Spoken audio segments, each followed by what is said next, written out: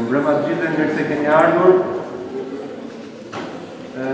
Tani u bë edhe prezantimi im, po edhe seria ose përsëritet gjithmonë, por që gjithsesi unë kam kënaqësinë sot prapë të mbledh në këtë sallë dhe të uroj mirëseardhje, padyshim jo vetëm studentëve tanë, por edhe të ftuarve tanë, të shoh që dita ditës shtohen nga gjithë bashkia kolegëve të cilët kanë filluar gjithmonë me studentët në Universitetin Politeknik Tiranës.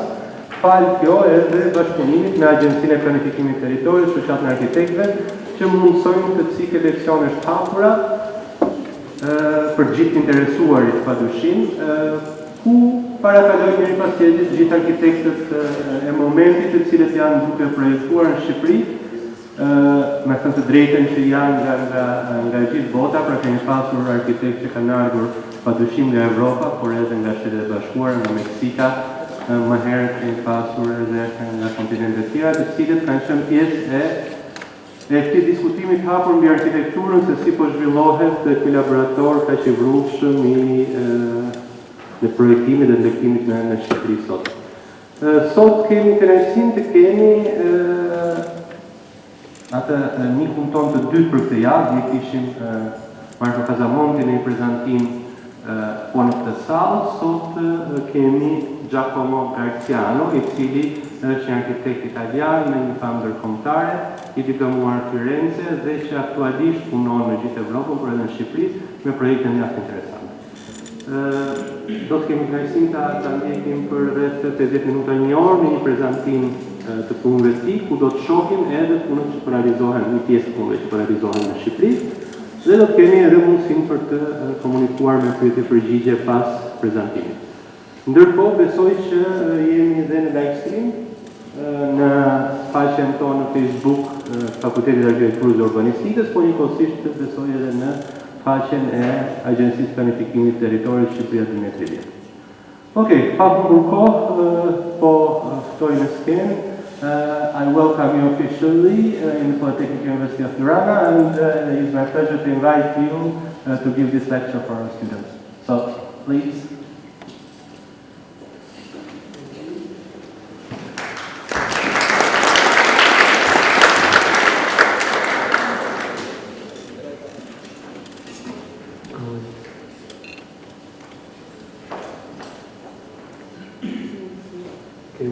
We already spoiled some slides. Good evening, everybody. Thank you for coming. Thanks for the invitation, also to Adelina. My name is Giacomo Garziano. I'm the founder of Gigi Group, architecture practice based in Amsterdam, Milan, and Pisa. And spoiler, soon also in Tirana. And today I will talk about a dear topic to me, which is related to our practice as architects, specifically where ideas come from. So my work is mostly informed by music and natural processes. Can you hear me well? If I move too much? Okay. So why is it important for me to address this? Well, this is a polytechnical school. It's mostly architecture students and some clients as well. So I think it's important to share also, let's say, my side of the creative process. And why is it related to alchemy for me? Well, I don't know how many of you are familiar with this field, with alchemy. Is there anybody really in tune or resonant with this topic? Doesn't matter. So what is alchemy? Alchemy is a study. It's a study of reality, of the universe. So the alchemist sought to actually create, to look for the philosopher's stone. What is the philosopher's stone? Is a process, is an external process that leads to transform. What specifically? The opus magnum of the alchemical process is to transform any, let's say, poor metal into gold. But this is not only an external transformation, because the alchemist transformed itself before transforming matter. And this is what I found very interesting and strictly related to our profession, because we actually transform ideas into matter. So it's very important for me to analyze this aspect and see architect as an alchemist capable of doing that. So alchemy is part of hermetic principles which were developed by Hermes Trismegistus. We are talking about Hellenistic period, so before Christ. And these are principles to address reality, to understand reality and the world of reality.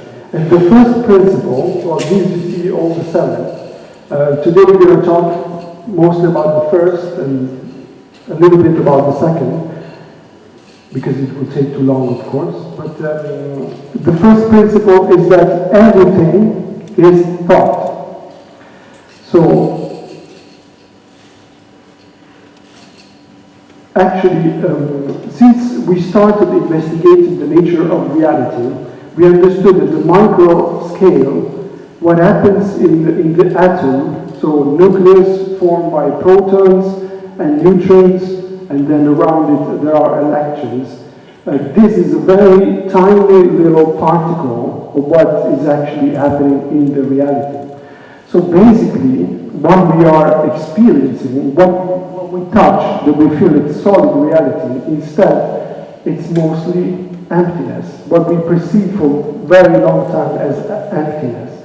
And then progress in science led us to quantum physics, which explained actually that this energy, and you probably know this quote from Tesla, that if you want to find the secret of the universe, things in terms of energy, frequency, and vibration. So whatever is actually forming reality is mostly these three these three principles. With quantum physics, we tapped into, let's say, even a more micro scale. And what's interesting about it is that not only there's very little of material into matter, but also what happens is that if there is no observer, actually everything that we look at is just a waveform. So the particle becomes such only when there is an observer, when there is a conscious being looking at reality. So imagine we are not there. There's just a field of waves, field of what actually Plato conceived as a hyperrealm. What he suggested is that there is a sphere above everything that contains all ideas. So we are actually not thinking about anything. We're not inventing anything. We're just able to tap into that field, and through resonance we are able to convert, transform that idea, that image into something that we can grasp in our reality. And I discovered this at college. Like a philosophy teacher was explaining this concept that really fascinated me. And so I kept on investigating this topic, and then what I found out is that, through different theories, we ended up conceiving this, let's say, space of emptiness, full of ideas, of potential ideas, also as a dimension, a different dimension. So we live in a physical reality, or what we perceive as physical, as I mentioned before, as an illusion of the physical reality, is the third dimension. Everything is, we live and move in three-dimensional field. But there's the fourth dimension that is time, the fifth dimension is love, in the form of gravity, if you will. The sixth dimension is the pure emptiness. It's a void where everything exists in its pure potential. So if you're able to tap into that field and transform it, then you're capable of transmitting that quality that is embedded in that space into the third dimension. And let's say the structure that is most similar, that we can grasp the easiest, that belongs to that sphere, is actually fractal geometry. So when we look at nature, we see this happening, in plants. We see it happening in trees. We see it happening in shells, for instance. There's what is called the sacred geometry as well. So if you look at this is a fractal. I don't know if you've seen this image before, but it's actually a very simple formula that gives you a result. The moment you take that result and you put it again in the same formula, it's going to keep on giving a result that Mandelbrot in the 80s was able to convert into an image. This is the actual image. So if you keep on zooming in, you will see the same pattern repeating over and over and over and over again. This is actually the structure of reality. And how does it translate into a form that we can grasp, that is for us physical? Nature has found this application of mathematics in geometry. What you see is a shell, but actually it follows the Fibonacci series. It's a sequence that is also called the golden ratio that we see often, as I mentioned before, in our environment. All these formulas, all this geometry, all this beauty that nature manifests itself with is part of a universal language of the cosmic order. And this is actually sacred geometry. What you see on the left is an image of water. So it's a petri dish that contains water. Underneath there is a source of sound that makes this water vibrate. And it creates a shape. This shape is believed, on the right you see what's called the Metatron's cube. This specific shape that we find also in this phenomenon that is called cymatics represents the building block of reality itself. During the Renaissance, this phenomenon, what we were talking about before, is actually pretty recent. Cymatics has been developed by Hans Janny more deeply in the 1960s.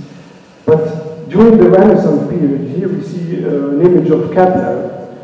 All the Platonic solids were already, studied extensively as a building block of reality. As much as in the same period, the same logics that are actually harmonic ratios were applied also to the cosmos. What does it mean? On the right side, you see what's called the musica universalis, like the music of the sphere. It is a concept that actually translates the orbits of the planet into musical scales. That to say that there is an order at the cosmic level, at the cosmic scale, but also at the micro scale. For instance, you see the dodecahedron in the form of an algae. This is real nature. This we couldn't find out in the Renaissance because we didn't have the means to look at matter at such a scale. But this is really the building block of realities. An image again that refers to this analogy between cymatics, so the harmony of geometry and the geometry of nature itself is this analogy between again an experiment with petri dish with water at 20 hertz and the diatomia. This is a representation by Ernst Haeckel in 1904. And you see how actually these are very similar. Furthermore, Ernst Chladni, I'm talking about 18th century, on the left side, he started experimenting with metal plates. So he will pour particles over it in the form of salt, sand, and then with a bow, a violin bow, it will actually play on the edge of these plates. And over time, these particles will form a pattern over it that kind of miraculously we find also in nature, in this case over a turtle shell. So for me, has always been very fascinating. And I started investigating what is the actual nature of reality, and how can we learn to tap into the alchemy of the reality and use these principles in architecture as well. So if you look at the alchemist as the archetype of the creator, I mentioned before this, it is kind of mythological. We don't know if it actually existed or represents the study of alchemy. But Hermes Trismegistus was an Hellenistic character, let's say, and he's responsible for writing the Corpus Hermetico, like Hermetica, which is what we saw before, the 7 principles of analyzing and working with the fabric of reality. And he was, well, it has been attributed to him also the Emerald Tablet. The Emerald Tablet are, what you see on the left side, this is Thoth, the Egyptian god, who actually dictated his knowledge, his wisdom to him, to Hermes Trismegistus in the middle, who over time was, became the Roman god of Mercury. There are some very many similarities between the three of them, being Mercury the messenger of the gods and being Thoth the scribe of the god. So imagine to be capable of tapping into that field. What would you create? Well, Thoth was capable of creating reality. What we think it has been built 4,500 years ago probably was built by him, by just tapping into the field, conceiving a pyramid, and just manifesting there. Of course, these are speculations, these are theories, but still, these buildings nowadays are a huge mystery. Even with the current technology, we couldn't be able to build such a scale of a building with such a level of precision. It's basically impossible. Especially if you think that these were built in 80 years, it's practically impossible. Do you believe it? Other example of the work of cosmic architects that could be able to tap into that field, and of course these are also odes to the creator itself. So you see a temple in India, which is amazing. I visited it a few months ago. It's really impressive, and all the geometry and proportion, it feels really like it's really music. And the more recent example of the Sagrada Familia that I hope you have visited, it looks like it's very natural, it's very organic, but somehow it taps into that field of sacred geometry that is a reflection of the highest level of creation. During the Renaissance, these principles of harmonic ratios and harmonic proportions, golden ratios, and so on, were practically used everywhere. If you walk through Florence, you might have the feeling to hear music everywhere because it follows those principles. In this place specifically, I'm not sure you know about it, is the Sagrestia Nuova, is the Medici Chapel. It's a beautiful example of how to translate that field of wisdom in form of a space. A more recent example is one of my favorite architects. He was working for Le Corbusier. The pavilion, Philips Pavilion, is officially attributed to Le Corbusier, but the design was actually by Yannis Xenakis, a Greek architect, who was also a musician. He's mostly known as a musician because he was pioneering in electronic music. What you see on the right is a music score of a composition called Metastasis that he made a few years before. So what he did, he translated the music that he had in his mind in the pavilion, and he actually ended up performing music inside this pavilion. So the connection between music in the form of harmonic ratio and and the space itself is very important for me in my creative process. But how to be able to tap into this, let's say, this pure process of creation? There are some analogies between the alchemical process and, let's say, the creative process of an architect. And this comes in 3 stages. In alchemy, it's called the opus magnum, and it's actually a translation between 3 phases. It's called nigredo, albedo, and rubedo. So, nigredo is basically the dissolution. You basically lose yourself, you go into this sphere of pure geometrical form, pure structure. Then the albedo is like the purification. So you tap into this field of information. You bring it back, you purify it, and then you are rebirthed in the rubedo process. And this is where the manifestation, the crystallization of architectural reality could happen. There's also one aspect that if you think that we are we are actually body, we are mind, and we are spirit, what happens is that the easiest way to tap into that is to allow intuition to come to us. So our spirit connects to that space, translates the information into an input that is sent to the mind, meaning our brain.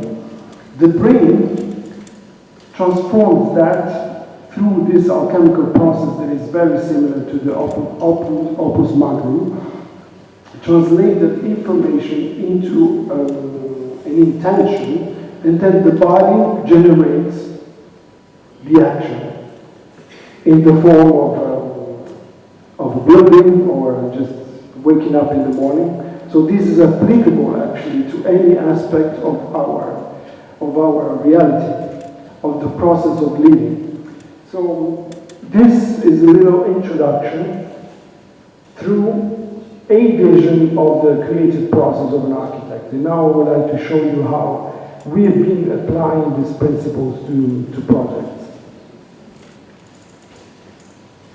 So the first one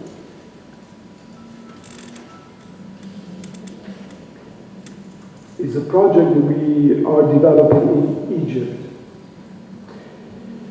The project is in Aswan. You see the river Nile.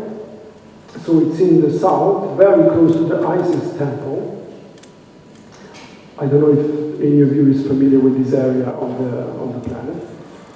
And it's actually an island called Haisa Island.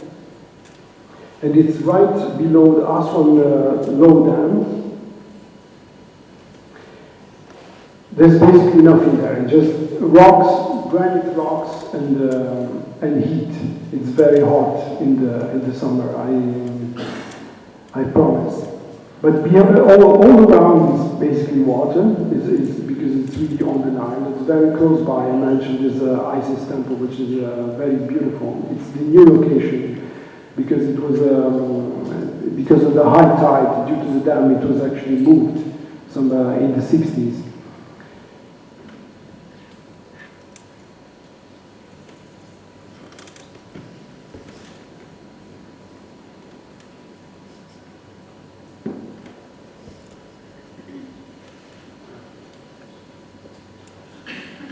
Some technical challenges. So what we did, so we applied an ontocracy principle. What is ontocracy? Basically, we tried to, let's say, project the cosmos over this island. So all constellations, they actually represent an aspect of ourself or our body. You see all the systems within our body, reproductive, muscular, respiratory, these are assigned to astrological constellations. And this is also applicable to the government of our life. So it could be information, it could be finance, this could be applied actually to a city. So in a small scale, we apply the system, of course considering the location, specific location and the orientation to the cosmos, and this coincidentally being very aligned to the equinoxes, and also coincidentally kind of also being proportioned to the Fibonacci series, to the golden ratio. We created a ziggurat in the middle, in the epicenter of this island, conceived as the hanging garden of Babylon. And in the middle, there is a square, and the Fibonacci series radiates from the middle. And its energy is meant to be expanding throughout the environment and the area. So what you saw as basically a huge rock in the Nile will become a beautiful garden for sacred plants. So you see the ziggurat right in the middle with the cube. The cube also is a translation, a literal translation of the second hermetic principle of the correspondence. The correspondence, so as above, so below. So it is actually a cube, but you see only half of it above ground and the other half is underneath. And there is water coming from the Nile that is then distributed throughout the whole island. In the middle of this, there are all the sacred plants that I mentioned before. This becomes an auditorium where events could happen, and then all around there's a spiraling community of these 12 radiuses that I mentioned before, following the ontocracy principle, the projection of the cosmos to the land. And then, well, this is another project. This is my first project actually with my own practice. I was lucky enough to be that my parents assigned me this project. This was 2013, and so I basically applied all this hermetic principle to this building. What you see on the left is how it used to be. So imagine the first part, the first floor, was built by my great-grandfather. In 1977, my father extended it, and it was time necessary for a refurbishment. So they asked me if I could do something. And I came up with this idea of applying these alchemical principles. So I went through this albedo, nigredo, albedo, rubedo process myself. And well, I ended up making a red building, of course.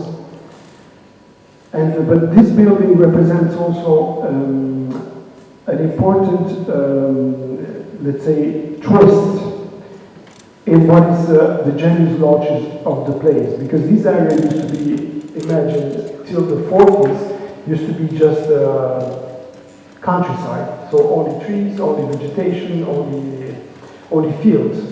And then in the 70s, speculations, and then they started building this ugly building on the side. So what happened actually, that by making this very eccentric building, people started talking about context and started understanding that they need something that apparently was out of tune for them to understand what the tune was around it. Finding out that there was actually the whole genius logic of the place was actually hiding. It was somehow not really expressing itself. So you see some geometrical pattern, and this is a precise composition of the facade, representing also different timeline of the family, because you see some flat areas, you see some more crazy areas, representing also the cycles within a family. I guess everybody within a family has moments of quietness and resonance, and some moment of disruption and misunderstandings. So these are actually expressed in the facade. So while this gesture is happening in the geometrical form, there's also another element added to it, that is the color. As a reference also to the name of the street where the building is, which is Raffaello Sanzio, I decided to create a surface that could actually reflect the sky when someone approaches it. What it does, the facade, it changes color from red to blue. And these are the colors that actually Raffaello Sanzio was using in his paintings. So whatever there were two main characters within the painting, you will always see them dressed one in blue, one in red, with golden decoration. There's also some little golden glitters in the facade. But this kind of red in this spectrum is actually a reflection of the status, works as a mirror of the internal state. So who is in a, let's say, quiet and loving state will love the building. This is what actually happens. And who is in distress will tend to hate the building. So we've been actually monitoring over time the reaction of people, and we came to the conclusion that red has that specific power. So while outside there is this gesture of protection, from the inside there is so you see the rubedo happening outside.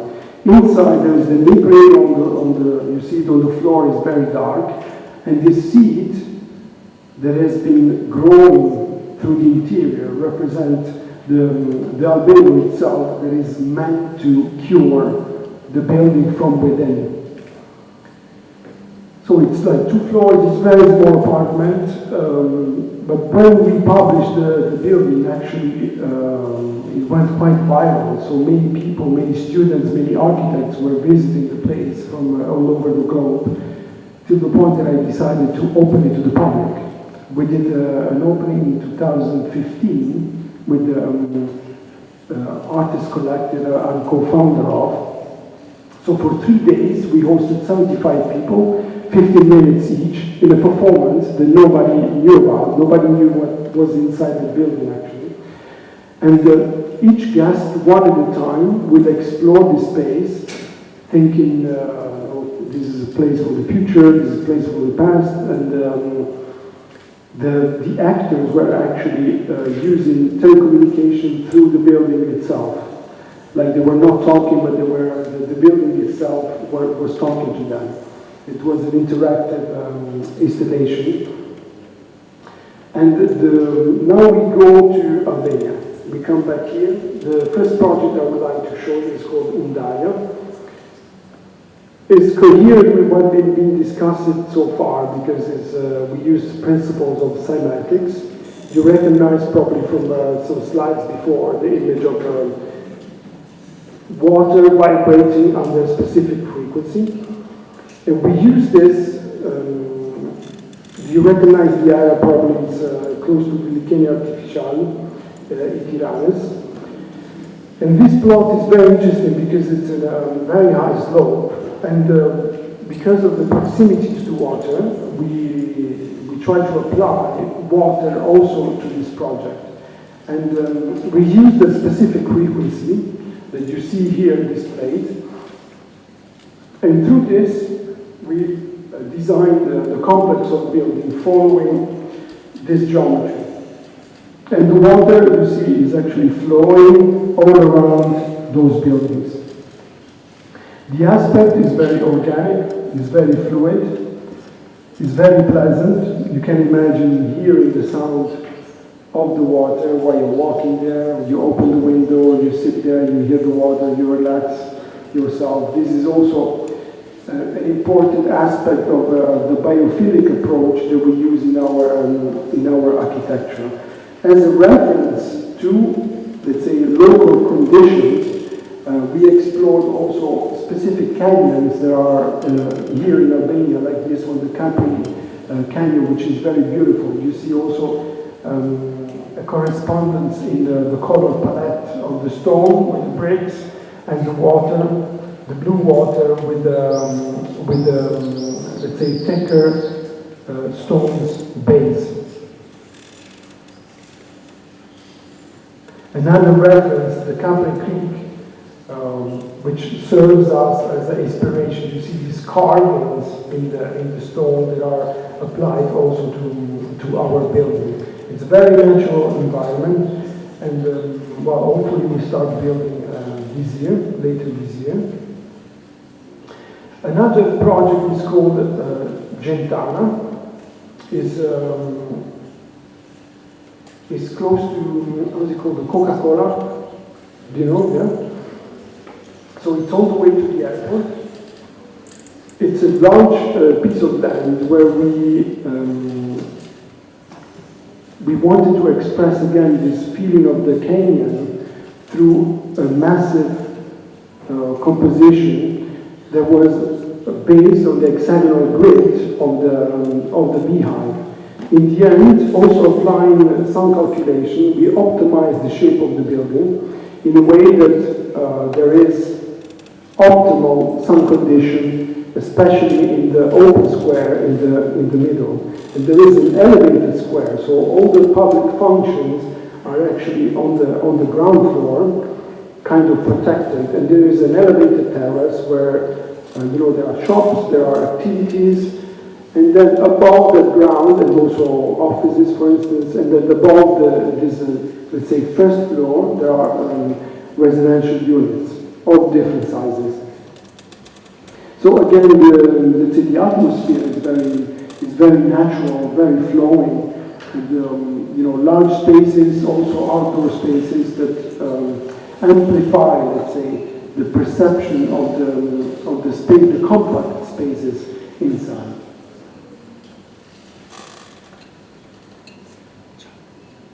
Another beautiful project, still in the same area of the lake, is called Centana. Centana is actually this flower. You've probably seen it before. It's a natural flower that is growing here in Albania.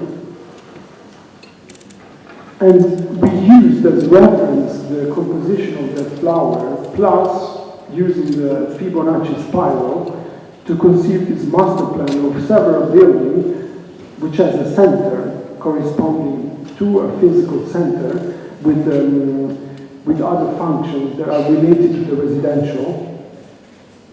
So there is a dynamic flow throughout these buildings, which is also on a slope as the other one. In the end, we convey this, let's say, organically, and you see how the slope is morphing also the topology of the buildings in a way that you can always be able. This is actually an interesting aspect because we placed the vertical connections at the back on the north side because it's naturally darker, there's less sun. In that way, all the apartments are on the south side. That means that you have more light, but you have also the view to the river, to the lake. And again, the topography of this plot allows these different platforms to be placed at different levels and creates a very organic and flowing environment. You can see the vertical connection actually at the back, and then the apartments on the right side.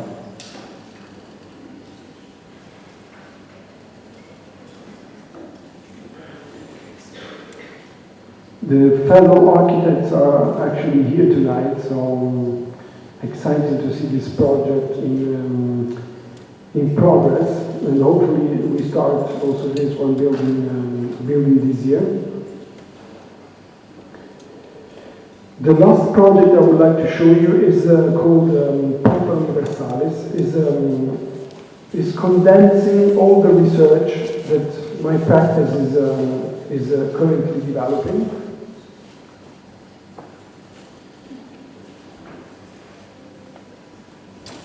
I gave you a little introduction to all the aspects, and this is, let's say, the manifestation of this research. Because these are portals, we call them portals, Porta Universalis means portal to the universe. They are actually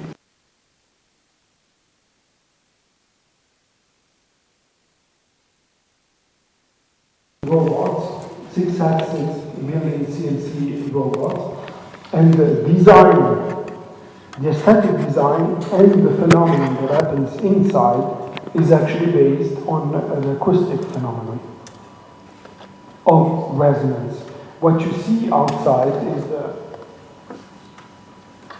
is the actual translation of the wave of a specific frequency. And because in the same way the planet works, imagine the planet being a sort of bell, receives the cosmic rays, and because of the cavity and the ionosphere is actually vibrating itself.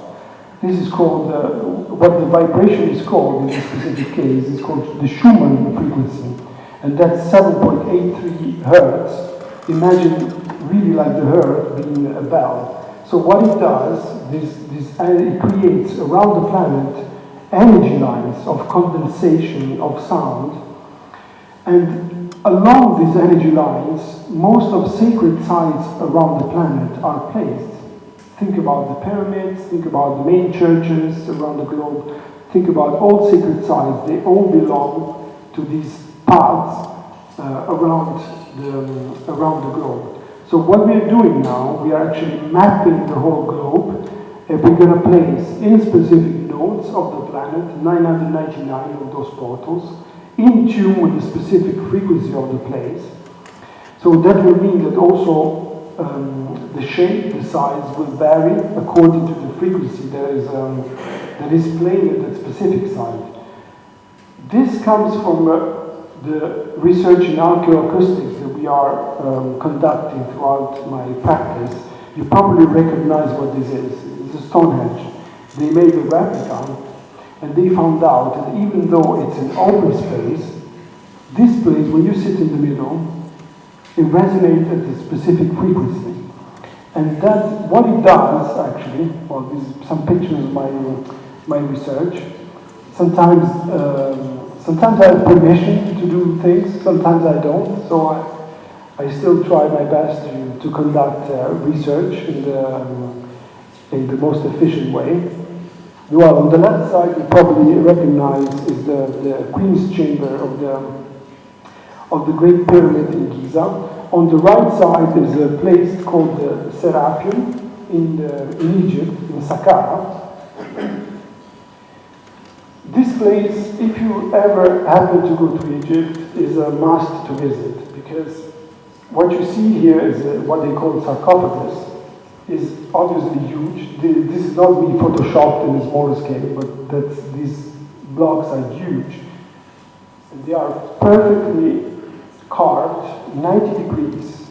This is granite stone. It was made thousands of years ago. We still don't know how these people could even think about transporting those blocks. Imagine even carving them with such a precision. We have like a tolerance of microns. It's really incredible.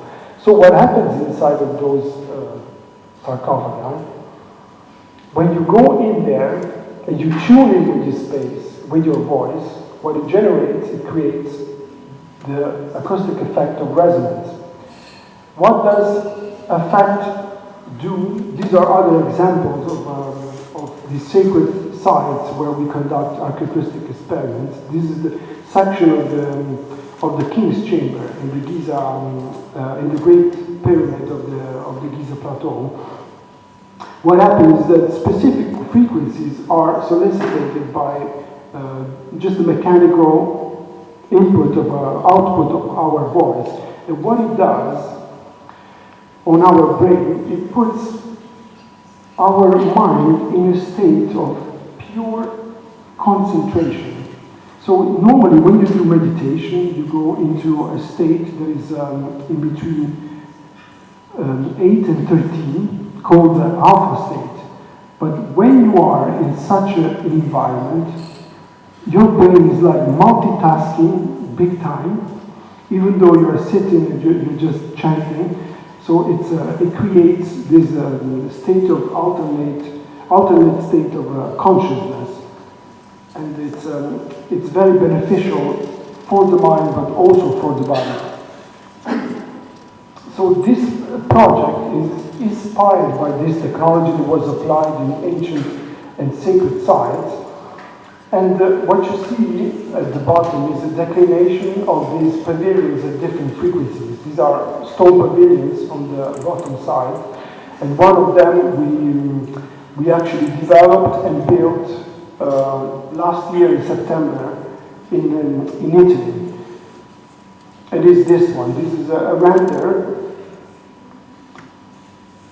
So what you see is actually the manifestation of a sound wave of 177 hertz, the aesthetics and its harmonics, and inside this ellipsoid is shaped in a way that when you go in there and you chant at that specific frequency, the space gets activated. There is a pivoting door that we are currently installing before sending this pavilion to our office in Ibiza. And let's say this shape inside, what it does is when you are focusing your sound in one of the two centers of the ellipsoid, in the other center, that energy is amplified by 30%. So the resonance inside this space is magnificent. Even though it's small, it works perfectly. So the idea is to place these portals around the globe, following these energy lines, connecting also to other ancient sites and ancient sites. Let's say the ultimate goal is to give the chance to people that experience that to tap into a higher level of consciousness. That is what the planet Earth needs in this very moment. Here you see different visuals of potential sites that we are exploring at the moment and its specific and their specific frequencies. So you see, for instance, on the right side is a very large scale of pavilion. You can see how small the person is. So the first prototype we started in Verona last year. So actually the production of this scale was pretty quick. We invested, I think, 1 month and a half. It's made of 5 blocks interlocking with each other. And basically, yeah, as I explained before, this is 177 hertz frequency applied to this shape that actually generates this shape. So I would say I consider architect as a modern alchemist. So, and what we do is not an act of creation. What we do is an act of connection with the sphere of ideas that is already existing. So imagine but this principle is applicable not only to architects, because we ourselves can actually influence our reality by just our thoughts.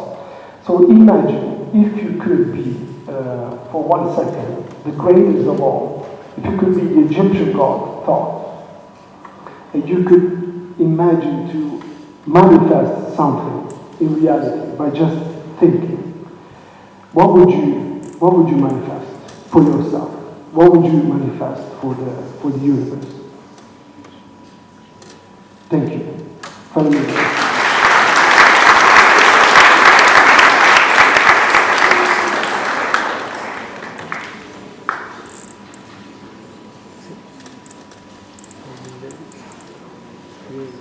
We can go with questions from the audience.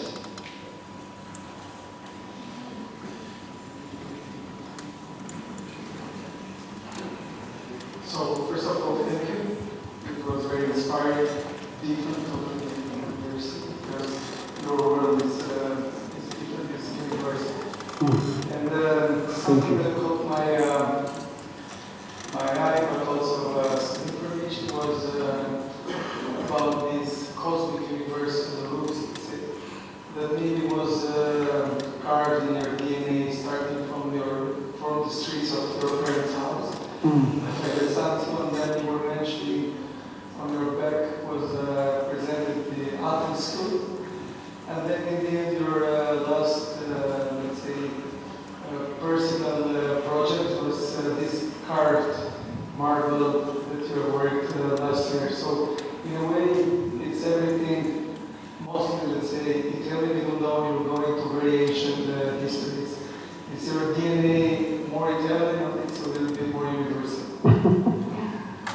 That's a good question. I think Italy had somehow an influence of my upbringing, because I also studied in Florence.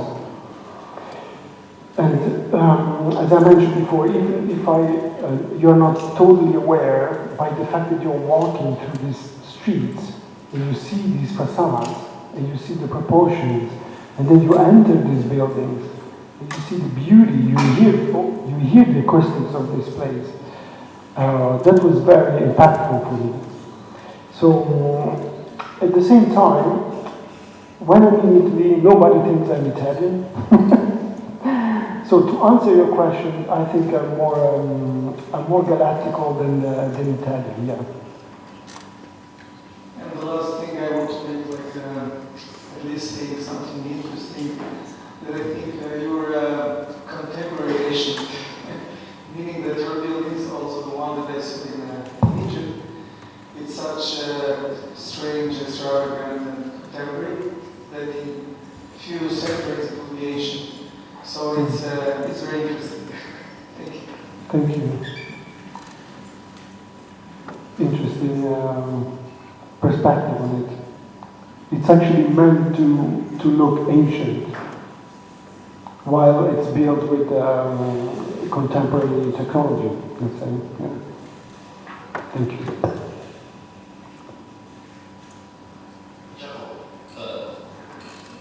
I really enjoyed the episode of Star Wars. I'm really not the guy of this work, but I really enjoyed the way you approach architecture, which in my perspective, I mean, I'm an academic, you know,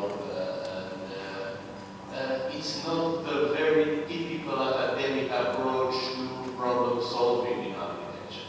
So considering that we are here in an academic, mostly academic environment, I'd really like to know, as a perceive, have something to disagree with the way we teach architecture, as long as the way you produce architecture is so very different from the everyday life of India. So please give us some advices or some perspectives on this. Okay, I think it's the answer is embedded in what I expressed before, related to the creative process of the tapping through intuition in that field. So, what I believe is it produces noble architecture is the process that puts in coherence the spirit, the heart, the mind, the brain, and the body. Imagine if you don't use the three of them, you will create an imbalance. Like, okay, you have the intuition of the heart, you don't go through the mind, you just put it out there, you will create a building that is not functional. Or at the same time, if you use only your mind, you will create a building that is functional, but doesn't have a soul. Because it's the soul that actually taps into that field. So I think if I could give an advice, throughout the creative process, one should always address this question: is what I'm designing in coherence with the intuition, this hyperuranium, my mind, and the action of drawing it, of putting it, crystallizing that shape, that geometry. So I think this is the key to resolve that issue. And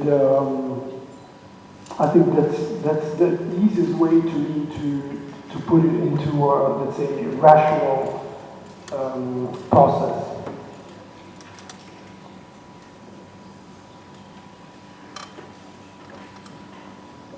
Hi. First of all, very interesting work, and the research part behind it, very admirable. Thank you. You've done to explain every angle was had a reason, the color had a reason, like back and forth, it's not like there was an explanation. But then coming to Gianna, it's not like the first meeting was like showing a Rorschach card, and it's not like from a psychiatrist, and that was your interpretation. Sorry, say it again, I didn't understand. For the first project with Gianna, Yeah. like it was like a psychiatrist showing us the Rorschach card. And That's my bad. That's a microphone I should have had. this one. No, better the other one. Okay. Shall I start? In the project, regarding the projects in Tirana, the first one was like a Rorschach card, a psychiatrist showing you this card, and it's kind of like an interpretation of it was the shape. The last one was like a flower. They were kind of like a bit random. And again, going back to the parents project, was every aspect was an explanation behind it. It might look like a red building, but it had a reason. Every part of it had a reason, a thought. And what's the alchemy that you're trying to implement in the Tirana context? It's just like, you know, an oasis of apartments, or it's not like... I think there's a misunderstanding regarding the cards, because that's not the intuition behind the project. Actually, that project, the way it is because, well, we have two clients. The one makes swimming pools, and the other one wanted to work with bricks. So in the brief, we had these two elements to play with. Let me go back.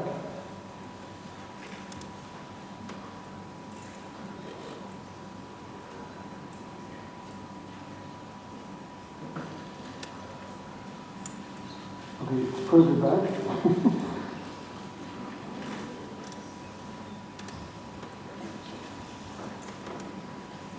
So, in order, okay, the way we approach the design is actually, well, I showed you the creative process. Okay. What happens is we receive a brief.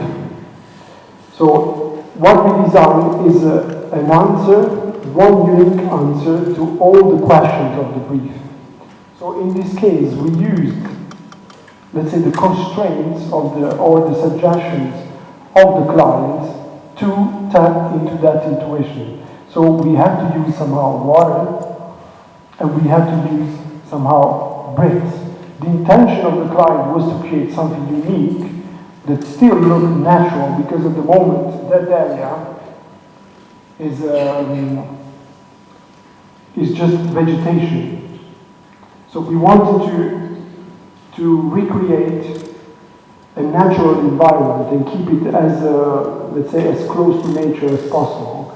So introducing the element of the water was important for us for two aspects. One is the request of the client, and one is to create this biophilic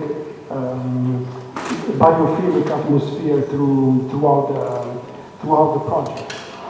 The way it is connected to, let's say, the Janis Loci is that we used, following the brief and trying to answer the brief, was to use these references of natural environment.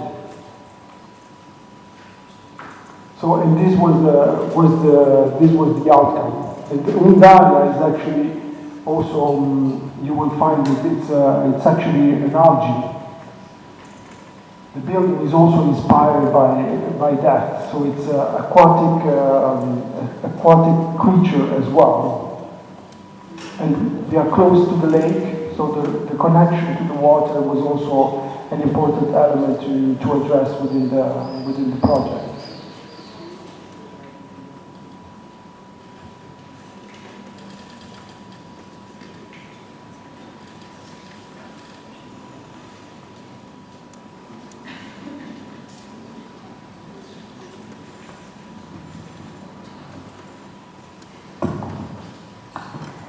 Hi, thank you for your presentation. So, linking back the question that the professor asked, I want to ask you about what can we do to actually connect body, mind, and soul and implement it in our daily life and actually creating something by it. Because I'm interested in the alchemy side and the universal side, you know. So, I want to ask what can we do to connect those two things and actually create something by it. Meditation will help, for sure. Well, recently, David Lynch passed. I don't know if you,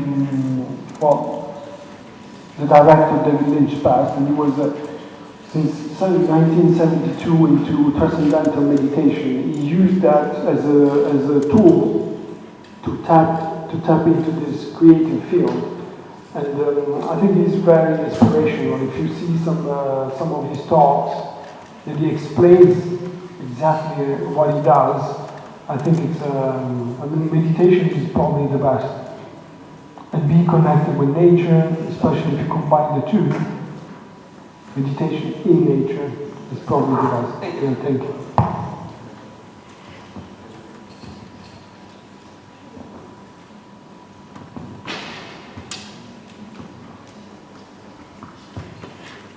Okay, so thank you, Giacomo. We enjoyed a lot of your presentation. Thank you. And we hope to have you soon back maybe at the University of Australia.